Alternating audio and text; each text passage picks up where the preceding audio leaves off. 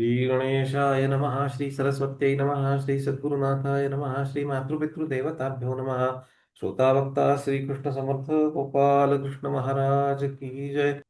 नास्ति बुद्धिर्युक्तस्य रचायुक्तस्य भावना, न चा भावयतः शांतिरशांतस्य कुतः सुखम्।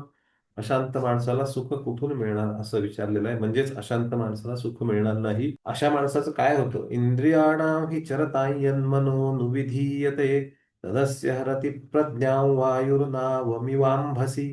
इंद्रियाणां हि चरतां यन्मनोनुविधीयते, तदस्य हरति प्रज्ञां वायुर्नावमिवाम्भसि। इंद्रियाणां हि चरतां यत् मनः अनुविधीयते, तत् अस्य हरति प्रज्ञां वायुः नावम इव अंबसी। वायुः नावम इव अंबसी। नाव म्हणजे नाव, वायू म्हणजे वायू वारा, अंबसी म्हणजे पाण्यामध्ये पाण्यामध्ये असलेली नाव, शिडाची नाव असते. वारा त्याला हवी तशी घेऊन जाऊ शकतो. म्हणजे आपण नेहमी म्हणतो ना, आपण कसं राहिलं पाहिजे, तर we should go by the course public. म्हणजे ज्या ठिकाणी हवा चालू आहे, हवेच्या दिशेनं आपण धावलं पाहिजे किंवा गेलं पाहिजे असं आपण म्हणतो. भगवंत सांगतात की नेमकं ज्याला अशांती आहे, ज्याचं मन स्वस्थ नाही, अशा माणसाचं काम जे आहे किंवा अशा माणसाची बुद्धी ही अशा प्रकारे हरण केली जाते. तेव्हा जिकडं वाऱ्याचा रोख तिकडं आमची नाव निघाली, असा उपयोग नाही. वायू नावम इव अंबस. पाण्यामध्ये असलेली बोट जर वाऱ्याच्या हव्या त्या दिशेनं जात राहिली, तर कदाचित ती कुठल्याही ठिकाणी पोचणार नाही, पोचत नाही. ती बराच वेळ हेलकावे खात राहील, एका विशिष्ट दिशेने जाईल, पुन्हा परत येईल, पुन्हा इकडे तिकडे भटकत राहील, पण ती तिच्या किनाऱ्यापर्यंत पोहोचू शकत नाही. कारण वारा हा कायम बदलणारा घटक आहे. तसा मन हा कायम बदलणारा घटक आहे. म्हणून मन आज म्हणतं की आज किती छान, मस्त, आज मजा आली, आज अमुक अमुक गोष्ट छान झाली. मग दुसऱ्या दिवशी त्या गोष्टीच्या वेगळी गोष्ट घडते की आज अमुक अमुक गोष्ट झाली नाही. मग आपल्याला असं वाटतं की अरे काल झालं, आज एक झालं नाही, उद्या परवा एक झालं, परवा एक झालं नाही. अशा प्रकारचा आपण वारा जो आहे, मनाचा वारा, इकडे तिकडे भरकटत राहतो. आणि मग त्याच्यामुळे आपण कुठल्याही ठिकाणाला पोचत. इंद्रियाणाम ही चरताम यत मनो अनुविधीयते, तद अस्य हरति प्रज्ञाम. त्याप्रमाणे बुद्धी, अशा मनुष्याची बुद्धी ही हरण करून घेते. कोण हरण करून घेते? मन हरण करून घेते. म्हणजे एखादा जर अधिकारी असेल आणि तो स्वतःच्या सेवकाच्या म्हणण्याप्रमाणे वागायला लागला, तर काय होईल सांगा, विचार. पार्षदाच्या म्हणण्याप्रमाणे भगवान वागायला लागले तर काय होऊ शकतं? आपण ह्या गोष्टीची कल्पना करू शकतो. घरात येत असणाऱ्या मोलकरणींच्या किंवा सेवकांच्या मनासारखं जर आपण वागायला लागलो तर आपलं काय होऊ शकतं? या सगळ्या प्रश्नाचं उत्तर असं आहे की आपला विनाश होऊ शकतो. कारण जो ज्या पात्रतेचा आहे त्या पात्रतेप्रमाणेच बोलणार. आणि आपण जर वेगळ्या पात्रतेचे आहोत, आपण जर मालक आहोत, आपण जर स्वामी आहोत सगळ्या गोष्टींचे, तर स्वामी कसा वागला पाहिजे? स्वामीच्या ताब्यात सगळ्या गोष्टी असायला हव्यात. आपण सेवकाच्या ताब्यात नाही. मन हे आपला सेवक आहे. आपण सेवकाच्या ताब्यात जाऊन राहिलो तर तो आपल्याला त्याला हवा तसा फिरवणार. साहेब, ती कोपऱ्यावरती पाणीपुरी खूप छान मिळते बघ, एकदा खाऊन बघितली पाहिजे. साहेबांना वाटतं की सेवक एवढी गंमत करतो, मजा करतो, कोपऱ्यावर पाणीपुरी छान मिळते, खाऊ शकतो ना, आपण साहेब असून खाऊ शकत नाही? चल रे, चल जाऊन आपण खाऊन येऊया. म्हणजे साहेब आता नोकराबरोबर कोपऱ्यावर पाणीपुरी खायला गेलेले आहेत. आणि त्याच वेळा साहेबांचे कस्टमर जे आहेत ते दोन चार त्या रस्त्याने निघालेले, त्यांनी बघितले की साहेब नोकराबरोबर गाडीवरती पाणीपुरी खातात. आता आता बघितलेलं आहे त्यांनी, आणि आपणही बघितलेलं आहे की आपले असे दोन कस्टमर आणि उच्च दर्जाच्या गोष्टी, व्यक्ती अशा पद्धतीने आपल्याला बघून निघून गेलेले आहेत. कदाचित त्यांच्या मनात येणार नाही, पण आपल्या मनात मात्र हा विचार वारंवार येत राहील आणि आपल्या प्रत्येक कृतीवरती त्याचा परिणाम होईल. मन, किंवा असंही होऊ शकतं की ज्यावेळा मनानं एकदा ठरवलं की ह्या नोकराबरोबर पाणीपुरी छान लागते, त्याला आपण लगेच पुढचा प्रश्न विचारतो, काय रे बाबा, अजून कुठली कुठली गोष्ट या भागात चांगली मिळेल? पाणीपुरी चांगली असेल, आपल्याला पाणीपुरीबद्दल बोलायचं. जो माणूस 5 स्टार मध्ये जाऊन छोटीशी गोष्ट सुद्धा तो 1,000, 1,500, 2,000 रुपयाला विकत घेतो, आरामात बसतो आणि स्वतःच्या मनमौजीपणानं खातो, तो माणूस रस्त्यावर उभा राहून खातोय. लक्षात, इथं आपण आर्थिक गुणवत्तेचा निकष लावत नाही आहोत, इथं आपण नीतिमत्तेचा निकष लावतो. त्यामुळे सेवक जर असं, साहेब मी आज येत नाही आहे, तुम्ही जरा थोडी माझी भांडी घासून टाका, असं जर म्हटली मोलकरीण, तर काय होतं? आपल्या मनाची तडफड होती की घालमेल होती. आज नाही आली, उद्या नाही आली, परवा नाही आली, माझ्या आता मुलाचं लग्न आहे, मी 8 दिवस येणार नाही बघा, आपल्याला खूप अस्वस्थ, अवघड होऊन जात. आपण त्यांचे गुलाम आहोत की ते आपले गुलाम आहेत? तसं मन आपलं गुलाम आहे का आपण मनाचे गुलाम आहोत? इंद्रियाणाम हि चरताम यत मनः अनुविधीयते. जे मन इंद्रियांच्या बरोबर राहते, म्हणजेच इंद्रियजन्य सुखाचा अनुभव करत राहते आणि पुन्हा पुन्हा तोच अनुभव हवा असं म्हणत राहते, अशा माणसाची बुद्धी ही तेच मन हरण करून घेते. कारण त्या बुद्धीला सध्या शून्य किंमत आहे. Every next level down the line कायम विचार करतो. Scope reduces Wien you come down, scope increases Wien you go up, work decreases Wien you go up, accountability increases when you go up. When you come down, responsibility is always more. Lowest person is always more responsible. Topmost person is always accountable. त्यामुळे वरून बुद्धी खाली आली की बुद्धी संपली, बुद्धी नष्ट झाली. मन वरून खाली आलं, इंद्रियांच्या म्हणण्याप्रमाणे वागायला लागलं की मन नष्ट झालं. मनाला अर्थ नाही, मग इंद्रियच मनाला घेऊन जाणार, मन बुद्धीला घेऊन जाणार, बुद्धी अहंकाराला घेऊन जाते. आपण कितीही चिडलेलो असतो तर एखादा असा मनुष्य असतो की जो आपल्याला त्या क्षणाला ओढून घेऊन जातो. त्यावेळेला बुद्धीचं हरण झालेलं आहे. मन म्हणतं अरे बाकी सगळा विषय विरोधाचा असला तरी चल आज आपण बसायला निघालोय त्याच्याबरोबर, त्यानं बोलवलंय बसायला. आणि कशालाही नाही म्हणू शकतो पण बसायला आम्ही नाही म्हणत. मन आहे, मन असा विचार करतं. मन खाली पडलं, त्या ठिकाणी बुद्धीही गेलेली आहे आणि अहंकार नष्ट झाला.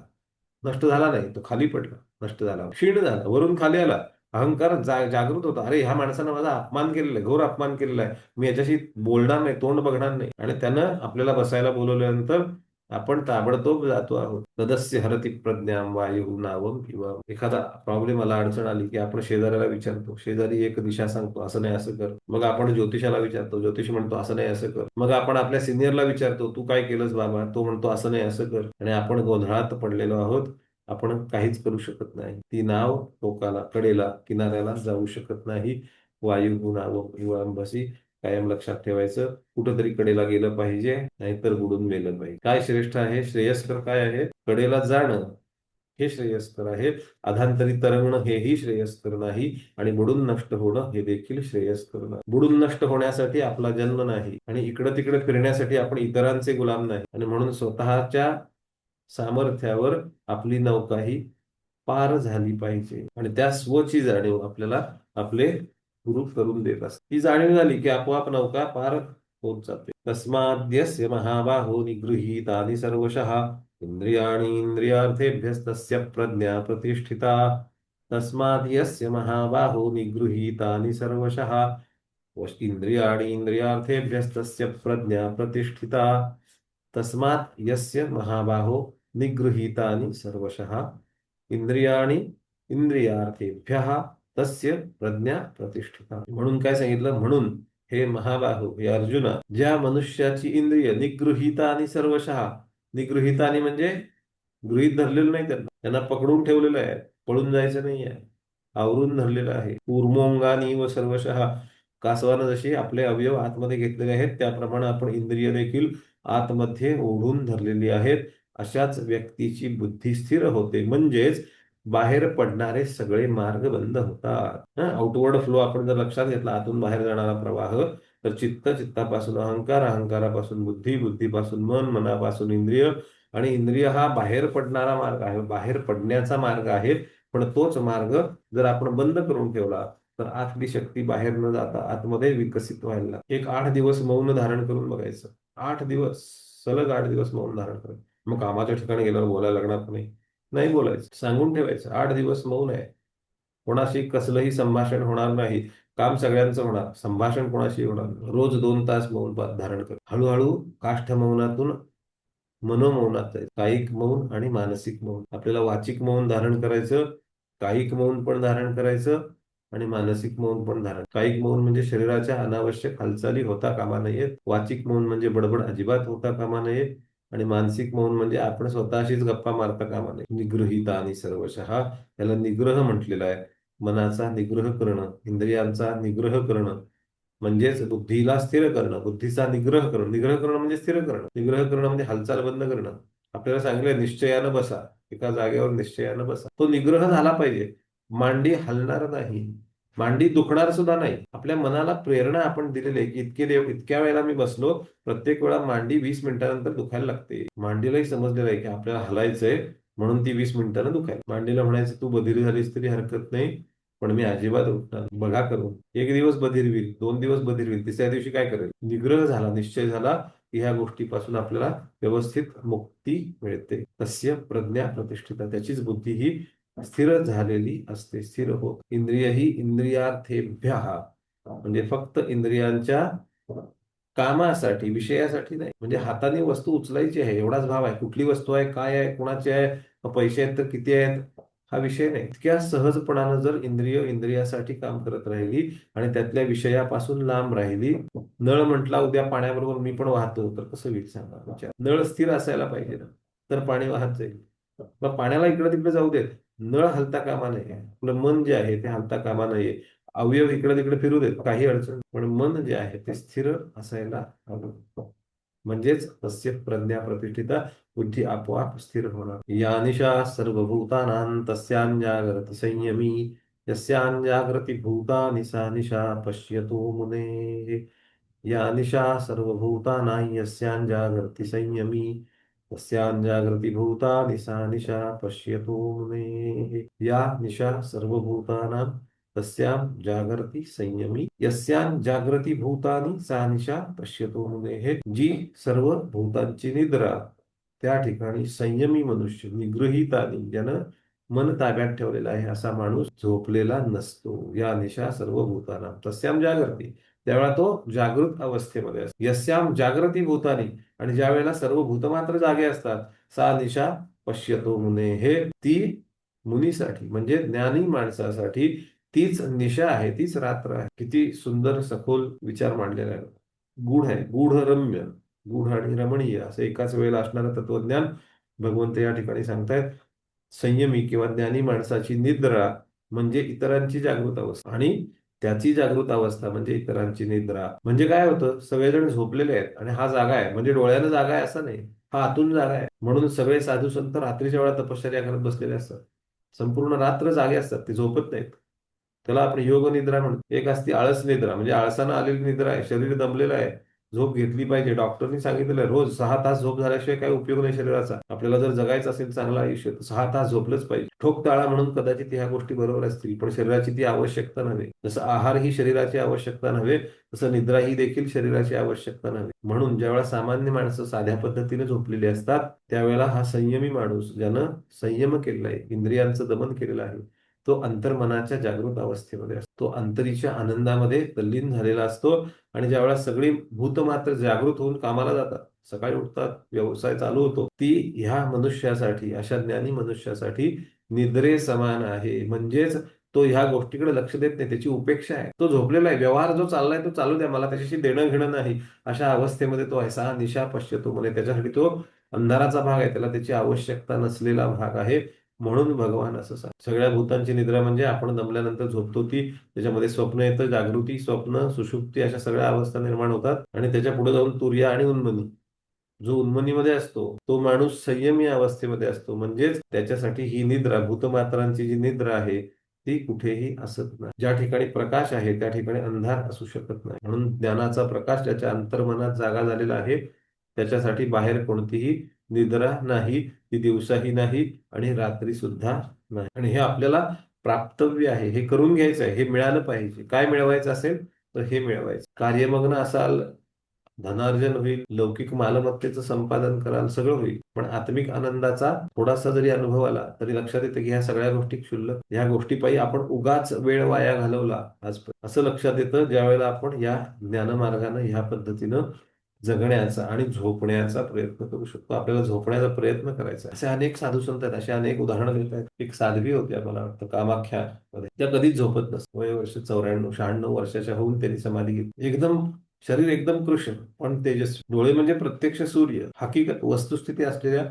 साध्वी माच म्हटलं जायचं त्यांना. आसाम मधल्या कामाख्या मंदिरामध्ये उपासना करायच्या आणि उपासनेची वेळ होती रात्री 11 ते 3. महान तंत्रपीठ आहे कामाख्या, सगळ्यात मोठं. रात्री 11 ते 3 त्या ज्या साधनेच्या खोलीत जायच्या किंवा बऱ्याच वेळा मंदिराच्या आतमध्ये बसायच्या, अखंड जागृत अवस्था. नारायण स्वामी अखंड जागृत अवस्था, निद्रा नाही. निद्रा समाधी स्थिती ही झोप नाहीच आहे, समाधी अवस्था हीच त्यांच्यासाठी बाह्य निद्रा आहे. आणि एकदा अंतरीची अवस्था प्राप्त झाली की शरीराला विश्रांतीची आवश्यकता भासत नाही. शरीर आपोआप सतेज राहतं, कारण त्याला आतून पुरवठा होत राहतो ऊर्जेचा, चैतन्याचा. आणि आपण बाहेरून पुरवठा घेतो आणि बाहेरचा पुरवठा संपला की आपण हास्य उश्य करतो. म्हणून बाहेरचा पुरवठा जेवढा कमी आणि अंतरीचा पुरवठा जास्त, तितके आपण जास्त चैतन्यमय किंवा संयमी असतो. आपूर्यमाणमचल प्रतिष्ठं समुद्रमापः प्रविशन्ति यद्वत्, तद्वत्कामायं प्रविशन्ति सर्वे, सशान्तिमाप्नोति न कामकामी.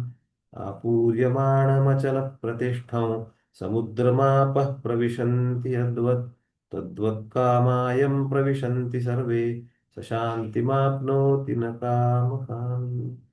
आपूर्यमाणम् अचलप्रतिष्ठं समुद्रम् आपः प्रविशन्ति यद्वत् तद्वत् कामाः यं प्रविशन्ति सर्वे स शांतीम आपनोती न कामकामी। आपूर्यमाणम म्हणजे सगळ्या बाजूंनी परिपूर्णता आली, पूर्यमाणम पूर्ण झाली सगळ्या बाजू।